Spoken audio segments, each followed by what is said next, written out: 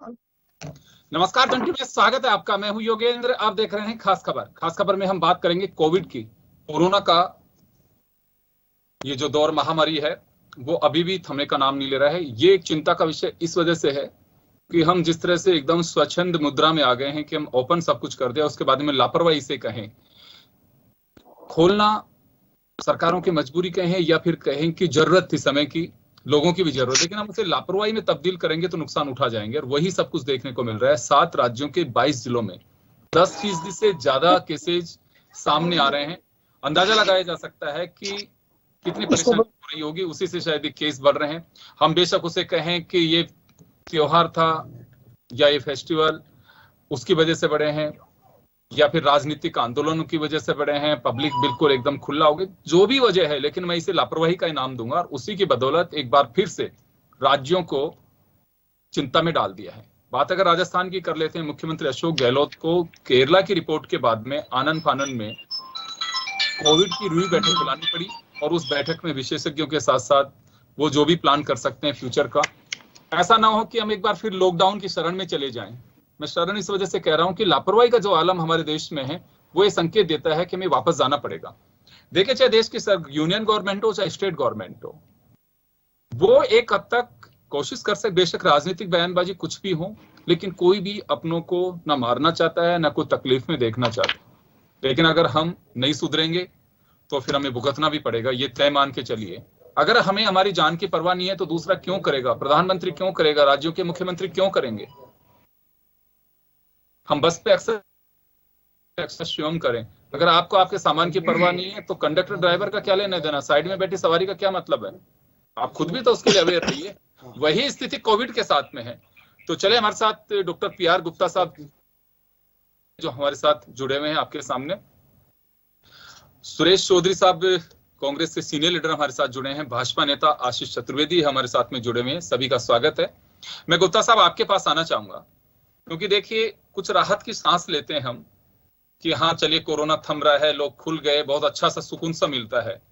लेकिन वापस जब ये वेरिएंट एक बार फिर से, क्योंकि ये जिक्र इस वजह से कर रहा हूं कि 7 राज्यों के 22 जिलों में अभी जो स्थिति बनी हुई है, वो एक केस से भी जब इस तरह के हालात बन सकते हैं तो आप अंदाजा लगा सकते हैं कि 10% अगर उन जिलों के अंदर केस जंप कर रहे हैं तो हालात सामान्य नहीं कह सकते हम। आप किस तरह से देखते हैं सर जो सिनेरियो है इसको पूरा? देखिए, ये पहले भी मैं कह चुका हूँ, पेंडेमिक फटीग जो है वो एक ऐसी चीज है कि जैसे ही हम थोड़ा सा स्वस्थ वातावरण की कोरोना के डिक्रीज की तरफ जाते हैं और लोग ये समझ लेते हैं कि कोरोना खत्म हो गया और वो स्वच्छंद हो जाते हैं, भीड़ भाड़ में जाते हैं, रैलियां निकालते हैं, शादी विवाह में भीड़ हो जाती है, तो उसका नतीजा यह है कि वो जो हमारा एक स्वच्छंद वातावरण में जीना हम चाहते हैं, तो उसके कारण जो है कोरोना को एक मौका मिल जाता है दोबारा स्प्रेड होने का। तो इसको हमें रोकना होगा। Yes sir. लेकिन चलिए इसके बीच एक राहत की खबर भी मैं कहूंगा पैनिक के साथ साथ कि 21 राज्यों का सीरो सर्वे, जिसमें एंटीबॉडी टेस्ट के जरिए एक रैंडम जो सर्वे होता है उसमें जरूर एवरेज 79% मध्य प्रदेश में सर्वाधिक और 44% केरल में सबसे कम मिला है। सभी राज्यों के अंदर एंटीबॉडीज लोगों में जो डेवलप हुई है उससे मिल सकता है कि थोड़ा खतरा कम हुआ है, जिसे हम कम्युनिटी ट्रांसमिशन की बात कर रहे थे। उस समय लोग जानना चाहते थे कि ये क्या होता है, इसमें किस तरह से फैलता है, इतने लोगों को हो जाता है तो कोरोना का थोड़ा खतरा कम होता है। लेकिन मैं तो ये कहूंगा कि एक भी व्यक्ति अगर सामने दिखाई देता हो तो खतरे की घंटी है वो। अभी हमें ये नहीं सोचना चाहिए क्योंकि ना कोई इसकी हिस्ट्री है, ना कहीं पे कोई इस तरह की रिसर्च बुक छप रही है कि हाँ बिल्कुल कोविड-19 का ये इस तरह का प्रोटोकॉल रहा है। योगेंद्र जी, इसे हम कम्युनिटी, ये हर्ड इम्यूनिटी कहते हैं। हाँ, यदि 60% से ज्यादा इन्फेक्शन कम्युनिटी में आ जाए तो हम हर्ड इम्यूनिटी कहते हैं कि स्प्रेड की जो चेन है वो करीब करीब टूट गई है। लेकिन राजस्थान के लिए भी शुभ संकेत है कि 76.2 है यहाँ पे। लेकिन हाँ जी सर, कंटिन्यू करिए सर। हाँ, लेकिन इसका मतलब ये नहीं है कि ये जो हर्ड इम्यूनिटी है वो सभी तरह के वेरिएंट्स पे काम करती है और वेरिएंट्स का अपना काम है, वो पनपते रहेंगे। इसलिए हमें सावधान तो फिर भी रहना होगा, सजग फिर भी रहना होगा, और जो कोरोना एप्रोप्रिएट गाइडलाइंस हैं, जिसमें कि मास्क लगाना, सोशल डिस्टेंसिंग मेंटेन करना और भीड़ भाड़ से बचना, किसी भी तरह की भीड़ भाड़ से हमें बचना ही होगा और कोई तरीका नहीं है। बिल्कुल। सुरेश जी, आपके पास आना चाहूंगा मैं। देखिए, बीजेपी कांग्रेस पे आरोप लगाए, कांग्रेस बीजेपी पे लगाए, दूसरे दलों पे लगाए, उससे कोई दिक्कत नहीं है। बिल्कुल, ये लोकतंत्र की एक स्वस्थ परंपरा कहूंगा मैं इसे, कि आरोप प्रत्यारोप होने चाहिए, आप लोगों को अधिकार दिया है। लेकिन जो भीड़ भड़क्का देखते हैं, बिना मास्क के नारेबाजी, अपने सीनियर को चेहरा दिखाने के लिए जो होड़ लगती है, केवल एक पार्टी की बात नहीं कर रहा हूं मैं, होड़ सी लगी हुई है। अगर कहीं कोई आंदोलन करना है तो मुझे लगता है कि राजनीतिक दल जो एक मैसेज देते हैं, हमारे हुक्मरान, चाहे वो कोई भी हो, मुख्यमंत्री हो, चाहे प्रधानमंत्री हो, चाहे मंत्री हो, उनसे एक मैसेज जाता है समाज में, उनसे लोग सीखते हैं। आप देखते हैं कि इन प्रोटोकॉल्स की क्या धज्जियां उड़ती हैं। योगेश जी, मेरी साफ बात करने की आदत है। मैं आज भी वही कहूंगा। मैं टेक्निकल आदमी नहीं हूँ। डॉक्टर साहब अभी बता रहे थे, उन सब बातों पे, सब पे पूर्ण विश्वास करता हूं और मैं चाहता हूं कि वो पूर्णतः वैसे ही लागू हो। माननीय मुख्यमंत्री जी हों, चाहे चिकित्सा मंत्री जी हों, गहलोत साहब ने बार बार कहा है 2 गज दूरी, मास्क जरूरी। लेकिन चाहे राजनीतिक बात हो, चाहे सामाजिक बात हो, चाहे व्यवहारिक जीवन हो, क्योंकि कोरोना को 18 महीने के करीब हो गई। आज इस 18 महीने में हर आदमी, चाहे वो व्यापारी हो, चाहे वो कर्मचारी हो, और चाहे वो निठल्ला हो, हर आदमी के दिमाग में अब आ गई कि कोरोना खत्म हो गया। कोरोना खत्म नहीं हुआ है, डॉक्टर साहब ने अभी भी बताया। तो कोरोना की, कोविड की सभी सावधानियां रखनी बहुत जरूरी है। लेकिन क्या करें, अभी आप कह रहे थे ना, राजनीति में अगर नारे नहीं लगे तो भी मजबूरी है। लेकिन मैं फिर आपके चैनल के माध्यम से तमाम मेरे मित्रगणों से, साथियों से, सबसे अनुरोध करूंगा कि नारा जैसे जरूरी है वैसे मास्क जरूरी है। नहीं, ये कह रहा हूं कि राजनीतिक दल आंदोलन करें, आपको संविधान ने अधिकार दिया है, लेकिन जिस मुद्रा में और जिस तरह से होती है, होड़ लगती है, बड़ी संख्या में लोग जुट जाते हैं। सर, हम लोगों से क्या अपेक्षा करते हैं? मैंने आपकी बात पे मोहर लगाई। जैसे नारा जरूरी है वैसे ही मास्क जरूरी है, इसलिए नारा भी लगाए तो मास्क लगा के लगाए। सुरेश जी, मैं एक निवेदन तो नहीं रह पाता। हाँ सुरेश जी, मैं एक निवेदन करना चाहूंगा। राजनीतिक दलों को वर्चुअल जो मीटिंग्स हैं उनकी तरफ बढ़ना बहुत जरूरी है। बिल्कुल बिल्कुल। फिजिकल मीटिंग के बजाय वर्चुअल मीटिंग्स हो, जैसे होर्डिंग लगा दी जाए जगह जगह, और आपके जो लीडर्स हैं वो स्पीच दें, वो होर्डिंग पे सुनाई दे, तो जो एक साथ क्राउड होती है वो नहीं होगी। डॉक्टर साहब, आप सही फरमा रहे हैं। जहां प्रजातंत्र 100% डेवलप हो गया, लोग 100% वोट पोल करने लग गए, वहां जाने की जरूरत होती नहीं है। आपको आपका मैसेज वोटर के पास पहुंचाना है, और आपके उस मैसेज, आपके उस संदेश, आपके उस 5 साल के टाइम पीरियड के प्रोग्राम उस व्यक्ति को समझ में आएगा तो वो आपको वोट करेगा। उसमें बाकायदा आज अमेरिका में एजेंसियां हायर होती हैं, वही पूरे चुनाव की कैंपेनिंग करती हैं, वही सारी सभाएं हो या क्योंकि, लेकिन वहां मजबूरी है। अपने भारत में वहां द्विदलीय प्रणाली है, कहीं एक दल है, कहीं 2 दल है, लेकिन यहाँ तो बहुदलीय प्रणाली है। एक आदमी को राइट्स है कि वो अपना जाके फार्म भरे और वो चुनाव लड़ता है। तो 10-10, 15-15 वैसे ही यहाँ जो मैं आपको आपके की बात को समझते हुए मैं फिर यही कहना चाहता हूं कि कोविड की पूरी सावधानी रखनी चाहिए, कैसे भी हो सोशल डिस्टेंस रखनी चाहिए। हम अपेक्षा कर रहे हैं, लेकिन आप लोगों से भी देखिए, कोई भी पॉलिटिकल पार्टी का लीडर होता है, उसका वर्कर होता है, वो समाज का एक अभिन्न अंग है, इस समाज का नागरिक पहले है वो, उसके बाद में मुझे लगता है पार्टियां ज्वाइन करता होगा। उनके स्वास्थ्य की, उनके जीवन की चिंता हम सब लोगों को होनी चाहिए, और उसको खुद को भी होनी चाहिए। सवाल ये नहीं है, मैं आपकी तमाम बातों से सहमत हूं। मेरा कहने का मतलब ये है, जो डॉक्टर साहब अभी गुजारिश कर रहे थे कि देखिए समय हमें बहुत कुछ सिखाता है, तो इनके भी यही कहना है कि आज मुख्यमंत्री अशोक गहलोत हैं, जिन लोगों से कौन से काम रुक रहा है उनका, सारे सब अधिकारियों से चर्चा करते हैं, जो विशेषज्ञ उनसे चर्चा करते हैं। आज भी जब उनको लग रहा है कि कोविड वापस से इस तरह की स्थिति में जा रहा है तो तीसरी लहर से हमें पहले बचने की क्या कोशिश कर सकते हैं, उस पर डिस्कशन कर रहे हैं। वो वर्चुअल कर रहे हैं। जब उनको लगता है कि एक माध्यम है ये, और ये माध्यम इस अवसर ने प्रदान किया हमें, अगर हम यूं हाथ पे हाथ रख के बैठे रहते हैं तो हम कुछ नहीं कर सकते थे। लोगों ने काम किया, आज हम और आप वर्चुअल जुड़ रहे हैं, संवाद कर रहे हैं। वह यही कह रहे हैं कि आपको अगर कोई भी करना है तो एक प्लेटफॉर्म पे आप लोग रखिए कि यहाँ पे हमारे लीडर्स रहेंगे, बाकी लोग हम वर्चुअल जुड़ेंगे, हमारी बात कह सकते हैं। तो डॉक्टर साहब का यही कहना है कि हमें कुछ टाइम के लिए विरोध को आप वर्चुअल लेके जाइए, आप चैनल्स को जोड़ दीजिए कि हमारे नेता ये बात कर रहे हैं, हम वर्चुअल जुड़ रहे हैं। तो हम उस और आप लोगों से गुजारिश कर रहे हैं कि उस लोग 2 कदम बढ़ाइए ताकि हम इस खतरे से निपट सकें, बाहर निकल सकें। कोई भी त्योहार होता है, बिल्कुल निश्चित रूप से एक अलग तरह की उमंग होती है, लेकिन हमें जोश में होश नहीं खोना चाहिए। केरल की जो स्थिति है, सुप्रीम कोर्ट की डांट के बावजूद आज जो स्थिति भुगतनी पड़ रही है, उनके अचानक जो विस्फोटक स्थिति एक कारण है। तो कोरोना लापरवाही बिल्कुल बर्दाश्त नहीं कर सकता है, और ये खास बात है उसकी, वो खुद आता नहीं है, हम लेने जाते हैं उससे। आशीष चतुर्वेदी साहब, आप सुन पा रहे हैं मुझे? जी जी योगेंद्र जी। आशीष जी, आपसे भी मेरा सवाल है कि बात केवल अकेले कांग्रेस की नहीं है, बीजेपी की भी यही स्थितियां हैं। एक से एक होड़ लगा करके कभी ये कभी वो नारेबाजी, बिल्कुल आप प्रदर्शन, एक तरह से जो शक्ति प्रदर्शन कहते हैं वो, मुझे लगता है कि आप करिए, सब कुछ सलामत रहेगा तो बहुत वक्त है हमारे पास में, हम उसमें कर सकते हैं। लेकिन अभी तो हमें बचना चाहिए। हम जनता से तो गुजारिश करें कि नहीं, बिल्कुल भीड़ नहीं होनी चाहिए मार्केट में, 2 गज दूरी, मास्क जरूरी। फिर जिनको हम फॉलो करते हैं उनका देखते हैं कि चेहरे पे उनके मास्क ही नहीं होता, ना 2 गज दूरी, 2 इंच दूरी नहीं हो पाती है। फिर हम कैसे लोगों से अपेक्षा कर सकते हैं कि वो इस तरह का परिणाम दे सकते हैं हमें?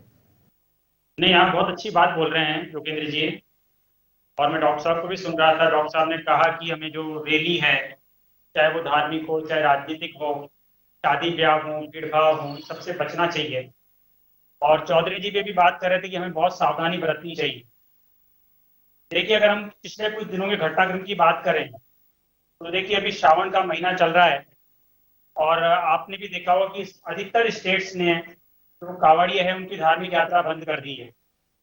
इसी तरह से चातुर्मास की जो फंक्शन है उन पर भी रोक लगी हुई है।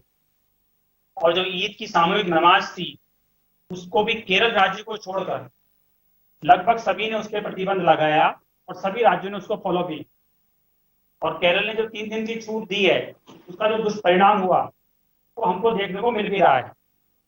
ठीक है, तो ये मैं आपकी बात से बिल्कुल सहमत हूँ, क्योंकि जो कोरोना का जो वायरस है वो समाज के किसी भी तबके में भेदभाव नहीं कर रहा है, वो सबको अपनी जद में लेता है। तो हमको सावधानियां बरतनी चाहिए। लेकिन मैं एक घटना का जिक्र आपसे करना चाह रहा हूँ। जब राजस्थान में सभी राजनीतिक, धार्मिक, सामाजिक कार्यक्रमों पर प्रतिबंध लगा हुआ है, तो राज्य का स्वास्थ्य मंत्री, आप देखिए उसकी हठ धर्मिता जिसे कहते हैं ना, जिसे कि अपना बर्थडे का एक सेलिब्रेशन मनाया जाता है। उचित नहीं मानता, लेकिन मैं तो तमाम राजनीति पे आशीष जी, 2 मिनट में समाज इसको उचित नहीं मानता, लेकिन कोई भी ऑडिटोरियम में परमिशन कहाँ से मिली 1000 आदमी का फंक्शन करने की? सरकार की नाक के नीचे फंक्शन हुआ है। बादाम पे क्या कर रहे थे आप? सिविल लाइन फाटक में क्या कर रहे थे? गोदाम में जो फंक्शन था वो तो ओपन में था। चौधरी जी, चौधरी जी, निंदा करता हूँ, आप निंदा तो कीजिए। सुन रहे हैं, मैं उस कार्यक्रम की निंदा करता हूँ, आपने निंदा कीजिए। इसको स्वास्थ्य से जोड़े, जनता के स्वास्थ्य से।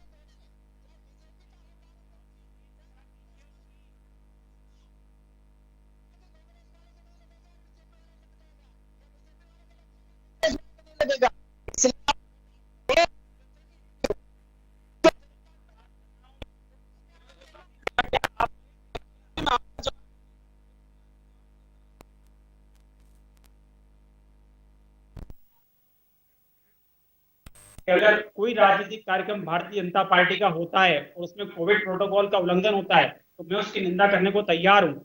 इतनी राजनीतिक इच्छा शक्ति सुरेश चौधरी जी को दिखानी चाहिए। और मुख्यमंत्री के नाक के नीचे होता है, इंडोर स्टेडियम में होता है। आप शादी ब्याह में जो है आप 50 का प्रतिबंध लगाते हैं और 1000 आदमी को आपने इकट्ठा कर लिया, आप निंदा तो कीजिए ना उसकी। जी सुरेश जी, देखिए आशीष जी ने एक बात बहुत अच्छी कही है कि बीजेपी अगर इस तरह के कोई भी मैं इतनी हिम्मत रखता हूं क्योंकि देश की स्थिति हमारे लिए प्राथमिकता होनी चाहिए, समाज की स्थिति प्राथमिकता में आनी चाहिए। अगर इस तरह के आयोजन होते हैं तो मैं उसकी निंदा करता हूं, बिल्कुल नहीं होने चाहिए। लेकिन वो आपसे भी उम्मीद करते हैं कि ऐसे आयोजन नहीं हो, उस पर आपको बोलना चाहिए। आशीष जी की पार्टी में, बीजेपी में कोई प्रोग्राम हो ही नहीं रहा ना। मैंने कहा कर रहा हूँ चौधरी जी स्वीकार कर रहा हूँ ना कि अगर उल्लंघन हो रहा है तो हमें निंदा करनी चाहिए। और सरकार आपकी है, कार्रवाई क्यों नहीं करती है चौधरी जी? राजस्थान में सरकार आपकी है, लॉ एंड ऑर्डर आपका है, प्रशासन आपका है, आप फाइन क्यों नहीं लगाते भारतीय जनता पार्टी के नेताओं पर? फाइन लगाइए ना, चालान काटिए। एक नेता पे चालान लगाओ, बताइए मुझे। आप तो परसों का प्रोग्राम देखें, कल गोविंद डोटासरा जी के खिलाफ आपने बेहुदा प्रदर्शन किया सिविल लाइन फाटक पे, उसकी फोटो देख लें। रघु शर्मा जी ने भी जो प्रोग्राम किया वो नहीं करना चाहिए था, एज ए चिकित्सा मंत्री भी नहीं करना चाहिए था। मैं उस बात से सहमत हूं, लेकिन आप दूध के दही मत बनाओ।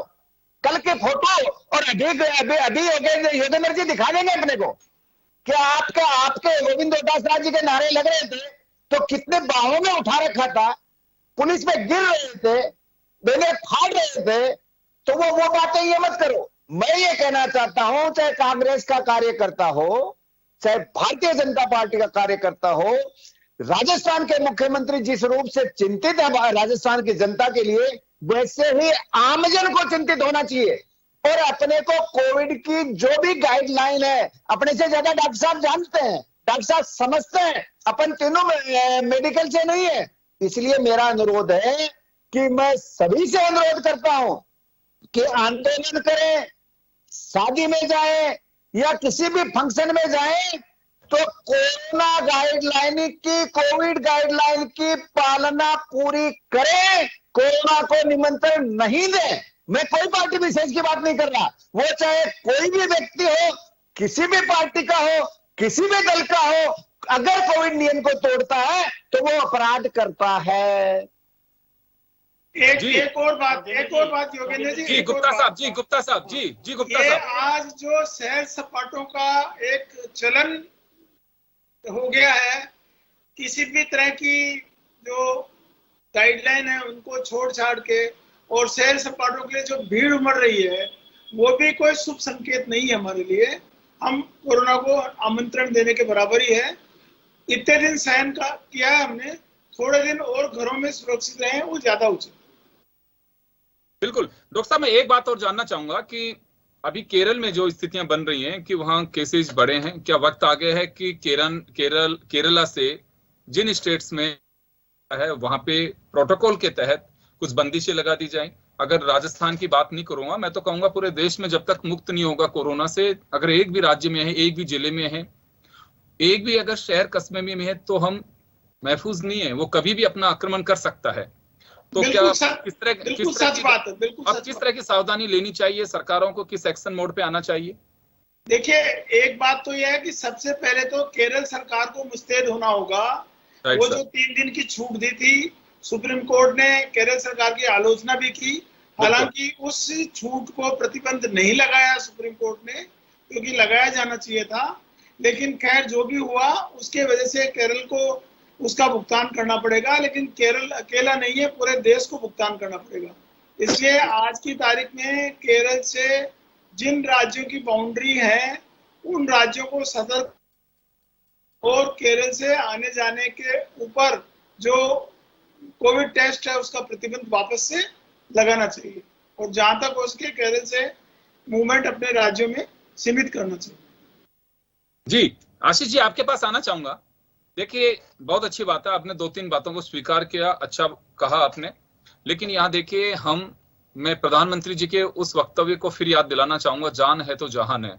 सच्चा इसमें कोई बात नहीं है, कुछ खामियां रह सकते हैं, इतना बड़ा प्रबंधन सभी राज्यों को, कोई कटघरे नहीं, कोई भी, हमें भरोसा रखना चाहिए कि चाहे राज्यों के मुख्यमंत्री हो, चाहे देश के हुक्मरान हो, कोई किसी को खतरे में नहीं डालना चाहता है। कुछ लेकुनाज हो सकते हैं, लेकिन हमें एक घटना से सबक लेना चाहिए कि दूसरी घटना ऐसी ना हो या उस घटना की पुनरावृत्ति नहीं हो।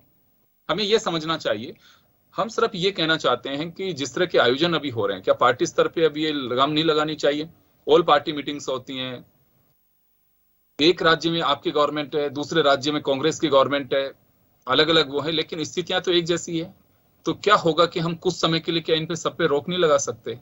हाँ, आपका आरोप हो सकता है, आपके कुछ इस तरह की ये कहूं कि विरोध की बातें हो सकती हैं, लेकिन कुछ उसके लिए अलग प्लेटफॉर्म हम यूज कर सकते हैं। कुछ समय के लिए तो डिमांड कर रहे हैं ताकि जनता में भी ये मैसेज जा सके। योगेंद्र जी, देखिए क्या होता है, कोई भी नियम हम बनाएं उसको लागू कराने की जिम्मेदारी राज्य सरकारों के प्रशासन की होती है, ठीक है। मुझे आप एक बात बताइए, जब राज्य में धार्मिक, सामाजिक, राजनीतिक आंदोलनों पर प्रतिबंध लगा हुआ है और भारतीय जनता पार्टी या कांग्रेस भी उसका उल्लंघन करती हैं, तो उस पे फाइन लगाने की, चालान लगाने की जिम्मेदारी राज्य सरकारों। पूरे 1.5 साल में मुझे आप एक भी केस बताइए कि राजस्थान में किसी प्रतिष्ठित राजनीतिक व्यक्ति पर सरकार ने कोई फाइन लगाया हो, चालान बनाया हो, जिसमें उसने कोविड प्रोटोकॉल का उल्लंघन किया हो। तो देखिए, जब तक सरकारें इच्छा शक्ति नहीं दिखाएगी, मैं कह रहा हूं सरकारों को बहुत सख्ती से इसका पालना करवानी चाहिए, चाहे वो भारतीय जनता पार्टी के नेताओं द्वारा उल्लंघन हो, चाहे कांग्रेस के नेताओं द्वारा हो, चाहे अन्य दलों के द्वारा हो। देखिए, जनता को तो हम फाइन लगा देते हैं तुरंत कि इसने मास्क नहीं पहना हुआ है, दुकानदार की दुकान सीज कर देते हैं। इतनी राजनीतिक इच्छा शक्ति, इतनी प्रशासनिक इच्छा शक्ति राज्य सरकारों को दिखानी चाहिए। जी बिल्कुल। सुरेश जी, आपके पास आना चाहूंगा। मैं चतुर्वेदी जी की बात में पूर्ण सहमति अपनी देना चाहता हूं कि इन्होंने बहुत अच्छी बात कही कि कोई भी राजनीतिक दल का चालान नहीं हुआ। ये सत्य है। ये न राजस्थान में हुआ, न दिल्ली में हुआ, न यूपी में हुआ, न बिहार में हुआ, न कर्नाटक में हुआ, न केरला में हुआ। इसलिए सब दलों की पार्टियों की, सब दलों के मुख्यमंत्रियों की जो एक स्थिति है, ये बात सत्य है कि राजनीतिक पार्टी हो चाहे राजनेता हो, जो भी कोविड गाइडलाइन का उल्लंघन करते हैं उस पे एक्शन होना चाहिए, जिससे जनता में एक अच्छा संदेश जाए। बिल्कुल, थैंक यू आप लोगों को। बिल्कुल, इसमें कोई डाउट नहीं है और ये होना भी चाहिए, क्योंकि ये चिंता जाहिर थी। आज हम लोगों ने तय किया है कि एक मैसेज जाना चाहिए। मुद्दे बहुत सारे हैं जिन पे हम चर्चा कर सकते थे, लेकिन जिस तरह की स्थिति, आंकड़े जो आ रहे हैं सामने कि 7 राज्यों के 22 जिलों में जिस तरह की स्थिति बनती जा रही है, 10% से ऊपर, हम सोच के चल रहे थे कि चलिए सुकून की सांस लेना शुरू कर रहे हैं, हम सब लोग खुलकर के दीपावली तक सारा कुछ नॉर्मल होगा, लेकिन ये नहीं होगा।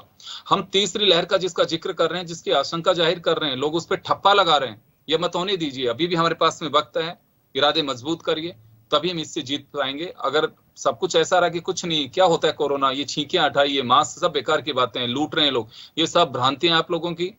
हेल्थ प्रोटोकॉल में जो बातें सामने आ रही हैं, आप उन पे यकीन करें और आप उसे फॉलो करें। सरकारें अगर कुछ कर रही हैं, कोई रिव्यू कर रहा है, कोई विशेषज्ञों से राय ले रहा है, वो सब आप ही के लिए ले रहे हैं। और अगर हम लोग अगर उसे फॉलो नहीं करेंगे तो मुझे लगता है कि दुर्दशा हो जाएगी। हमें अप्रैल और मई को नहीं भूलना चाहिए। आप सभी का बहुत बहुत शुक्रिया। खास खबर में इतना ही, दीजिए इजाजत, नमस्कार।